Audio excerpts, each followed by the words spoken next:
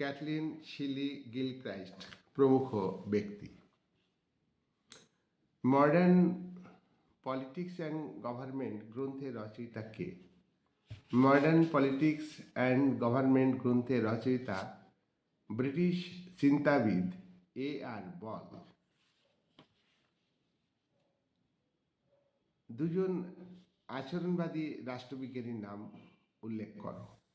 দুজন আচরণবাদী রাষ্ট্রবিজ্ঞানী হলেন মার্কিন যুক্তরাষ্ট্রের আর্থার বেন্টলি, রবার্ট ডাল, ডেভিড স্টন, চার্লস মেরিয়াম। আচরণবাদের জনক কে? আচরণবাদের জনক হলেন চার্লস মেরিয়াম। রাষ্ট্রবিজ্ঞান শ্রেষ্ঠ বিজ্ঞান কে বলেন? অ্যারিস্টটল। রাষ্ট্রবিজ্ঞান বিজ্ঞান এই বক্তব্য বলার পশ্চাতে দুটি কারণ। এক, রাষ্ট্রবিজ্ঞানকে সূত্রাকারে প্রকাশ করা যায়। রাষ্ট্রবিজ্ঞান থেকে সুসংবদ্ধ জ্ঞান অর্জন করা যায়।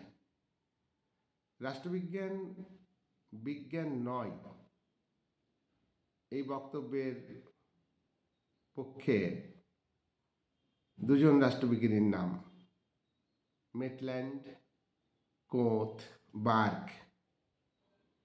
আমি যখন প্রশ্নপত্রের হেডলাইনে দেখি রাষ্ট্রবিজ্ঞান, তখন আমার ওই হেডলাইন বা শিরোনাম দেখে খুব দুঃখ হয়, কিন্তু যখন আমি প্রশ্নগুলি পড়ি তখন আমার দুঃখ হয় না।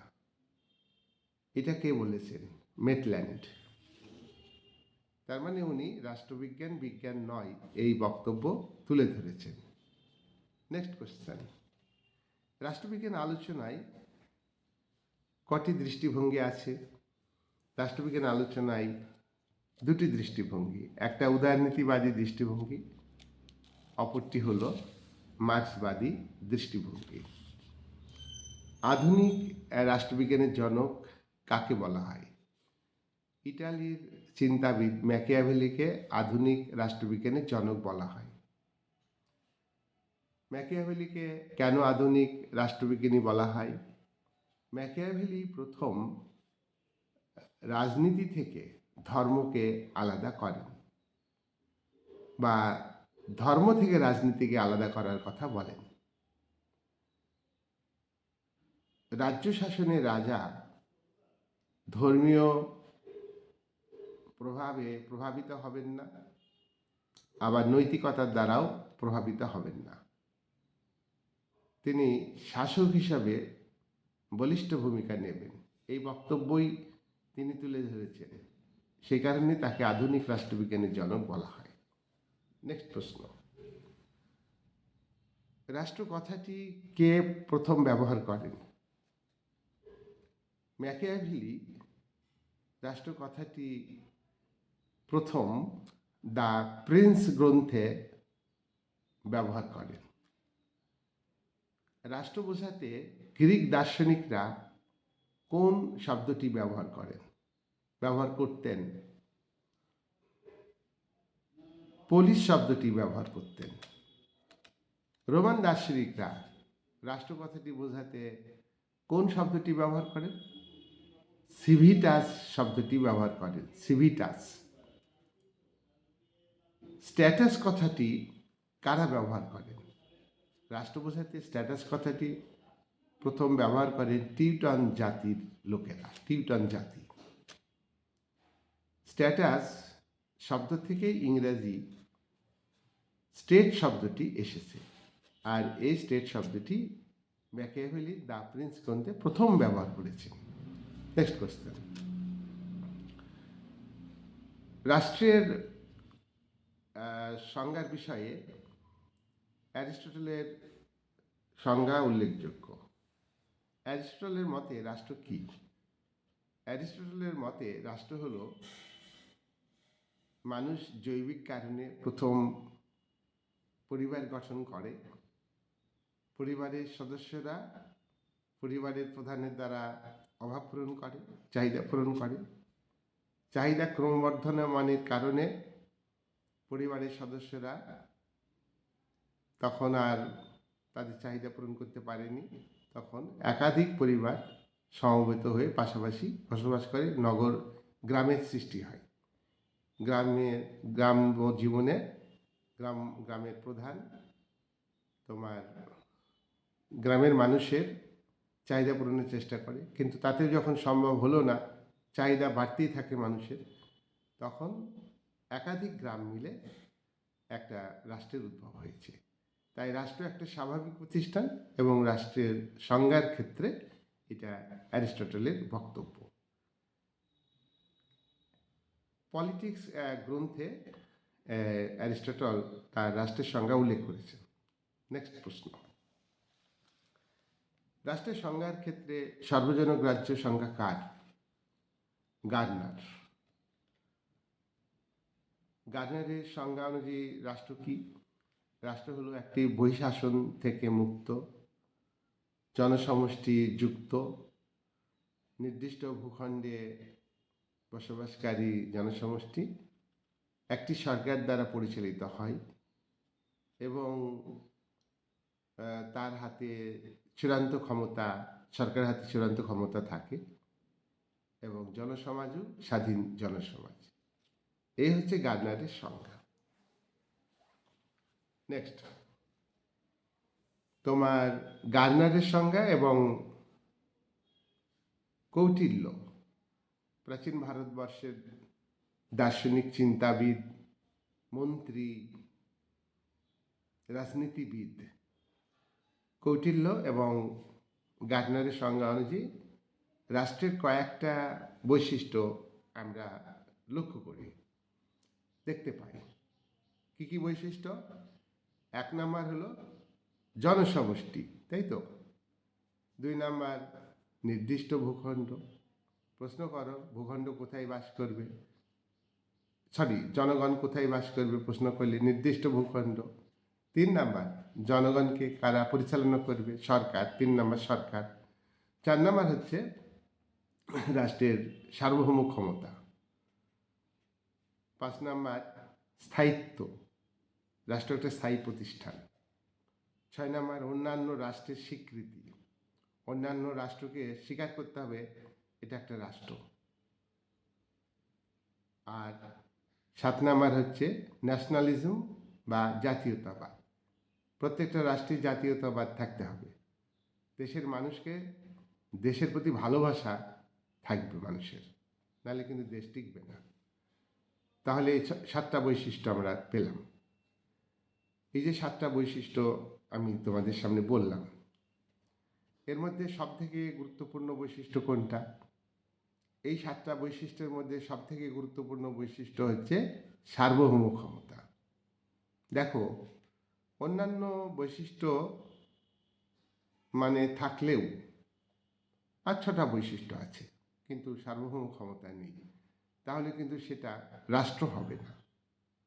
যেমন ধরো, পশ্চিমবাংলা কি রাষ্ট্র? বিহার, উত্তরপ্রদেশ, ভারতের যে এখন 28টা রাজ্য আছে, তার নাম দিয়ে যদি বলে কেউ যেটা কি রাষ্ট্র, তোমরা কি বলবে? বলবে যে এটা রাষ্ট্র না, কারণ এর সার্বভৌম ক্ষমতা নেই।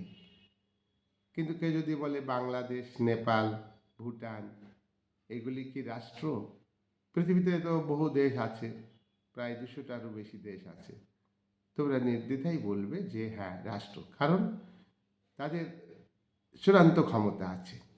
এবার আমার প্রশ্ন, সার্বভৌম যে ক্ষমতা, সেটা কি রাষ্ট্রেরই ক্ষমতা না সরকারের ক্ষমতা? তোমরা নির্দ্বিধাই বলবে সার্বভৌম ক্ষমতা রাষ্ট্রের, সরকার প্রয়োগ করে, সরকার প্রয়োগ করার অধিকারী। রাষ্ট্র বিমূর্ত, চোখে দেখা যায় না, সরকারকে চোখে দেখা যায়। তাহলে এখানে আমরা কি বলবো? আমরা বলবো যে ক্ষমতাটা কার, রাষ্ট্রের না সরকারের? আমরা কিন্তু ভুল করি। কি ভুল করি? যে চূড়ান্ত যে ক্ষমতা সেটা সরকারের বলি, এটা ভুল ভাবি আমরা। তার কারণ কি বলতো? ওই যে সার্বভৌম ক্ষমতা, রাষ্ট্র তো বিমূর্ত, চোখে দেখা যায় না, কেউ দেখাতে পারবে না এটা রাষ্ট্র, ওটা ধারণা, কনসেপশন আর কি। এই ধারণার বাস্তবে রূপ দেয় কে? গভর্নমেন্ট বা সরকার। ঠিক আছে, আচ্ছা, পরের প্রশ্ন। রাষ্ট্র এবং সরকারের মধ্যে দুটি পার্থক্য খুব সহজেই পারবে।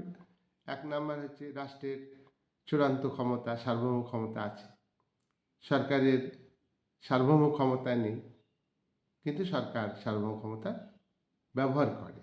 নাম্বার টু, রাষ্ট্রের নির্দিষ্ট ভূখণ্ড আছে, সরকারের তো নির্দিষ্ট ভূখণ্ড নেই। আরেকটা ভালো পয়েন্ট মনে রাখবা, হ্যাঁ, রাষ্ট্র স্থায়ী আর সরকার অস্থায়ী, এটা ভালো হবে। তাহলে সার্বভৌমিকতার ক্ষেত্রে পার্থক্য আর স্থায়িত্বের ক্ষেত্রে পার্থক্য, এই দুটো পয়েন্টে মনে রাখবে পরীক্ষায়। নেক্সট প্রশ্ন, রাষ্ট্রের সার্বভৌম ক্ষমতা অপরিহার্য বৈশিষ্ট্য, অপরিহার্য বৈশিষ্ট্য নয়। অপরিহার্য বৈশিষ্ট্য উত্তর। সার্বভৌম ক্ষমতা বিভাজ্য, অবিভাজ্য, বলবে অবিভাজ্য।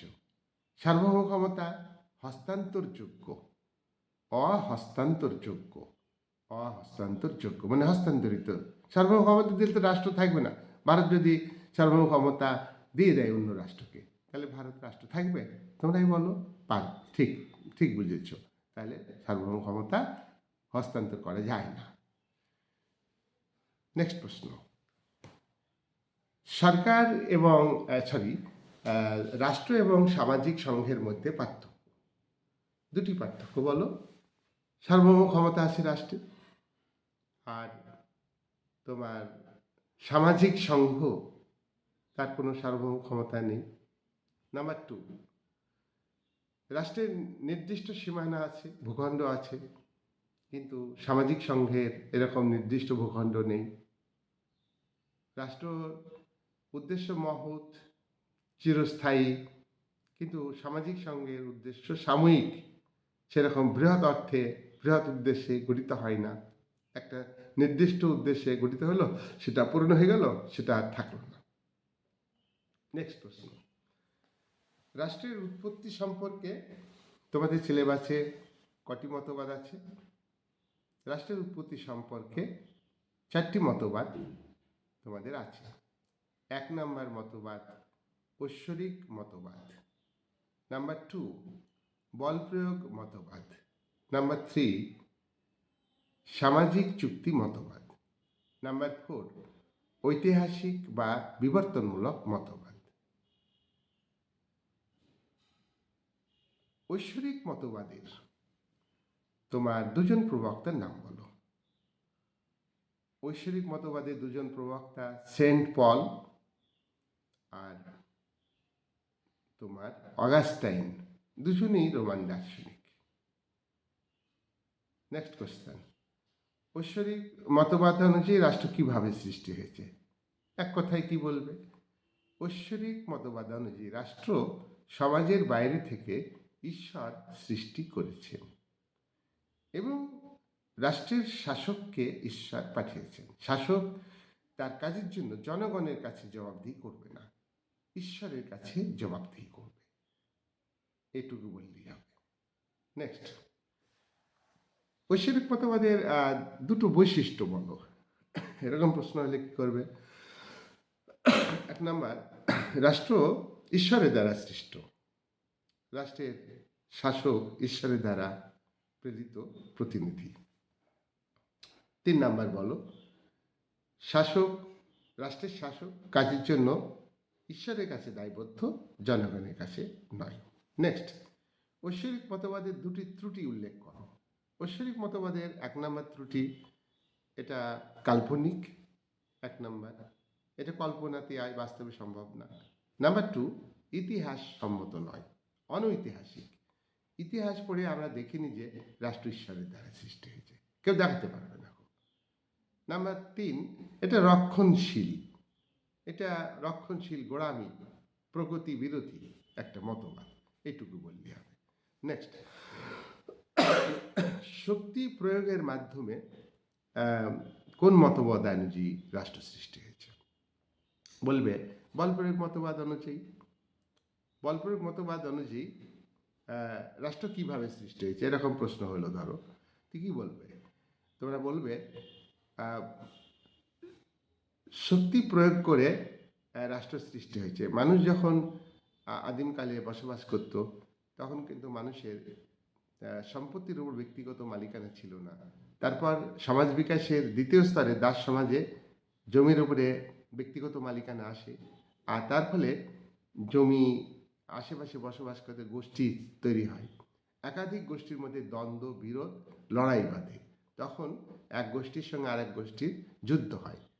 বিজেতা গোষ্ঠী, যে গোষ্ঠী জিতে, তারা ওই পরাজিত গোষ্ঠীর লোকেদের শাসন করতে লাগলো। এখানে একটা শক্তি কাজ করছে, শক্তির মাধ্যমে সমাজের মধ্যে থেকে মানুষ শক্তি প্রয়োগ করে রাষ্ট্র সৃষ্টি করেছে। এটা হচ্ছে বল প্রয়োগ মতবাদ।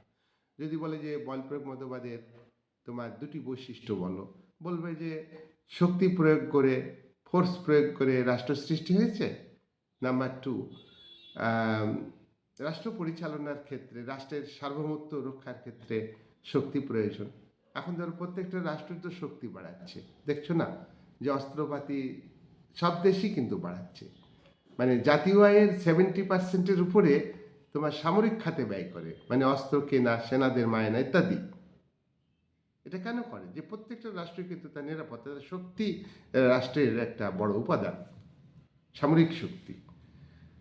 এতে দুটো বৈশিষ্ট্য বলে। নেক্সট, বল প্রয়োগ মতবাদের দুটি ত্রুটি উল্লেখ করো। 1 নাম্বার বলবে যে বল প্রয়োগ মতবাদের ত্রুটি হলো, 1 নাম্বার ত্রুটি যে এখানে শক্তিকেই প্রাধান্য দেওয়া হয়েছে। এখানে অন্যান্য যে উপাদান কাজ করে রাষ্ট্র সৃষ্টিতে, রক্তের সম্পর্ক কাজ করে, তোমার মানে কি বলবো, চুক্তি কাজ করে, তো এইসব কথা কিন্তু বলা হয়, শুধু শক্তি এখানে। এটা একটা কি বলবো, এই মতবাদ যুদ্ধকে স্বাগত জানায়। এগুলো ত্রুটি, অনেকগুলো বললাম, 2-3টি।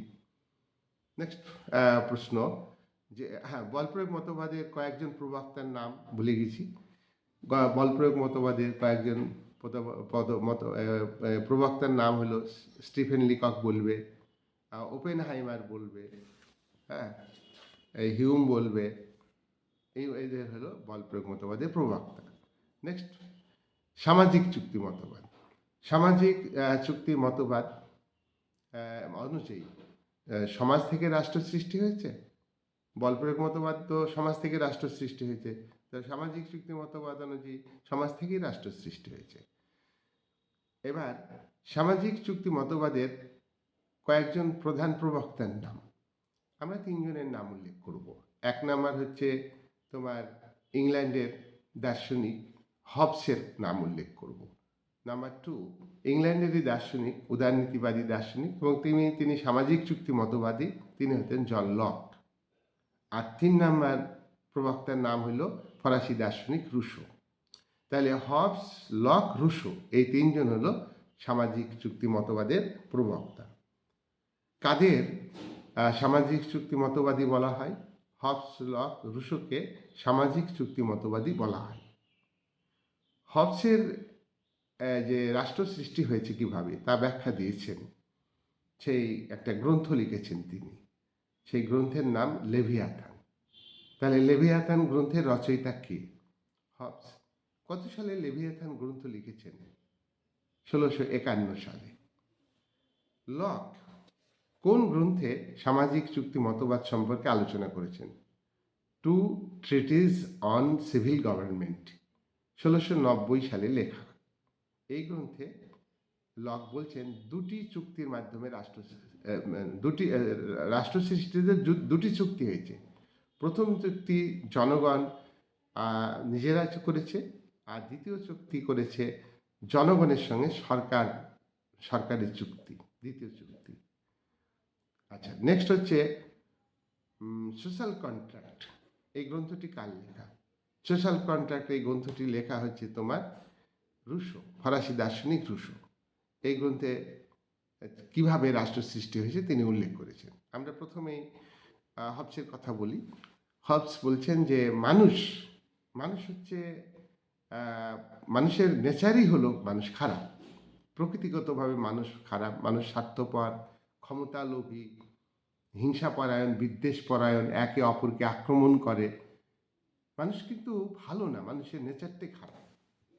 মানুষ সম্পর্কে এরকম ধারণা যে তোমার সাম্যবাদী আদিমকালে সমাজে মানুষ প্রথম থেকেই খারাপ, ওনার এই ধারণা। তারপরে এই খারাপ অবস্থার হাত থেকে বাঁচার জন্যে তারা কি করেছে, এক জায়গায় বসে একটা চুক্তি করে সেই চুক্তিতে আবদ্ধ যে শাসক তাকেও আবদ্ধ করেছে, আর তারাও এই চুক্তিতে আবদ্ধ হয়েছে। তার হাতে ব্যক্তি বা ব্যক্তি সংসদের হাতে চূড়ান্ত ক্ষমতা দিয়েছে। এইভাবে রাষ্ট্রের সৃষ্টি হয়েছে।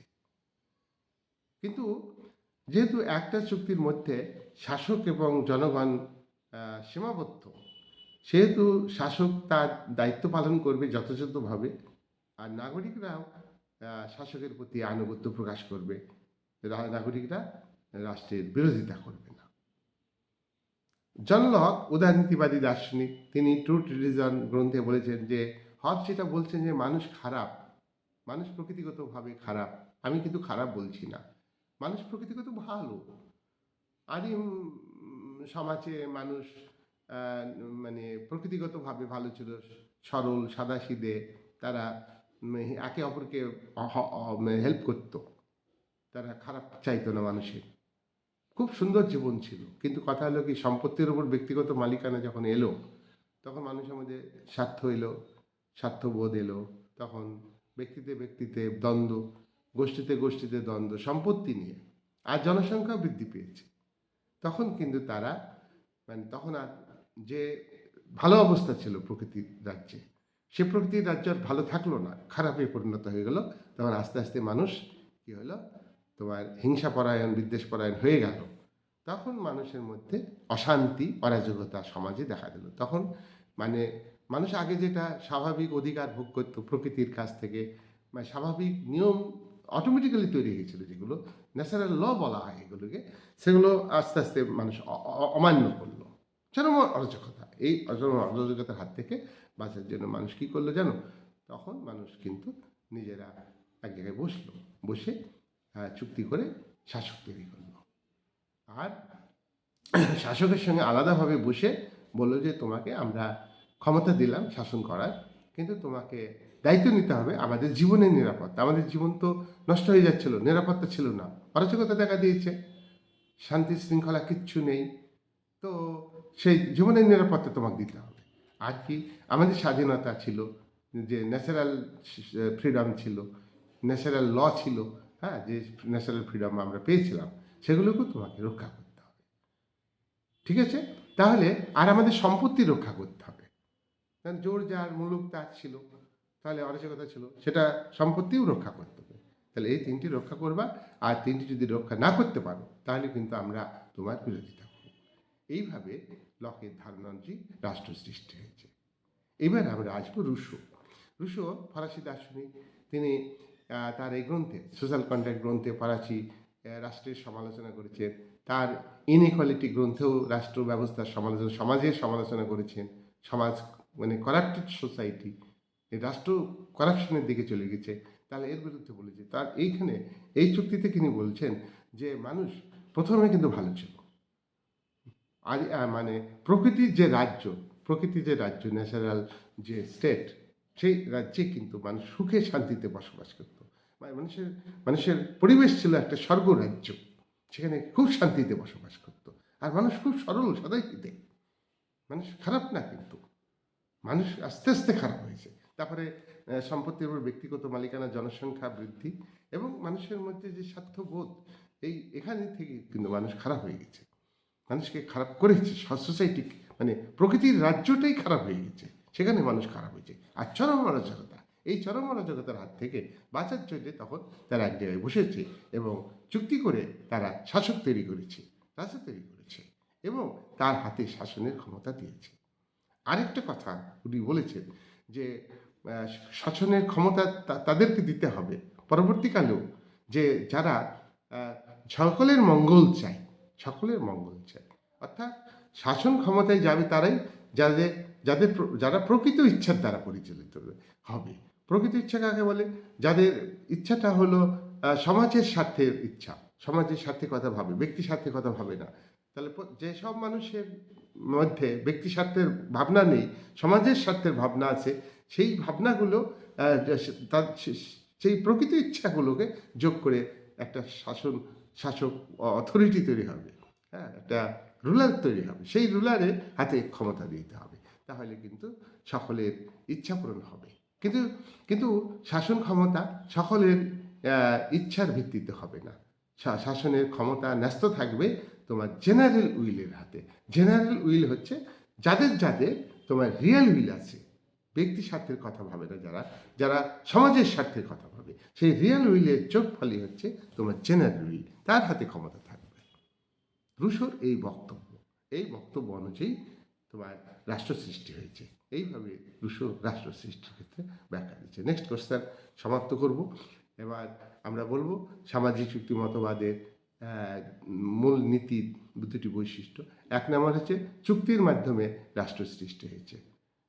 নাম্বার 2, তোমার শাসক এবং শাসিত দুটো পক্ষ তৈরি হয়েছে। নাম্বার 3, নাগরিকদের অধিকার স্বাধীনতার বিষয়গুলোকে সৃষ্টি করা হয়েছে।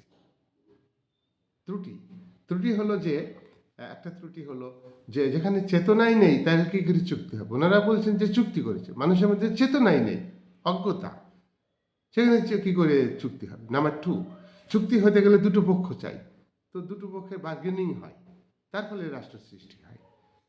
এইভাবে তাছাড়া 3 নাম্বার হলো যে প্রকৃতির রাজ্য, যেটা প্রকৃতির রাজ্য, ন্যাচারাল স্টেট, প্রকৃতির রাজ্য, সেই ব্যাপারে দার্শনিকদের মধ্যে তো মিল নেই, এবং মানুষের যে নেচার সে সম্পর্কে তো দার্শনিকদের মধ্যে মিল নেই। হবস একরকম কথা বলছেন, রুশো আর এক রকম কথা বলছেন, লক আর এক রকম কথা বলছেন। ঠিক আছে, তাহলে এগুলো হচ্ছে ত্রুটি। আজকে আমি এই যে সামাজিক চুক্তি মতবাদ এই অবধি আজকে আলোচনা করলাম। পরবর্তী ভিডিওতে আমি রাষ্ট্রের উৎপত্তি সম্পর্কে বিবর্তনমূলক মতবাদ এখান থেকে আমি ভিডিও শুরু করব। আমি সব শর্ট কোশ্চেন ডিসকাস করে দেব, তোমরা কিন্তু কমন পেয়ে যাবে পরীক্ষাতে। এই বলে আজকে তবে একটা কথা, ওই টেক্সট ফলো করলে আর ভিডিও ফলো করলে বেশি পড়া লাগবে না। আমি তো শুধু প্রশ্ন উত্তর বলেই দিচ্ছি না, আমি তো ডিসকাস করছি, মানে যাতে তোমাদের একটু বোঝার পক্ষে সুবিধা হয়।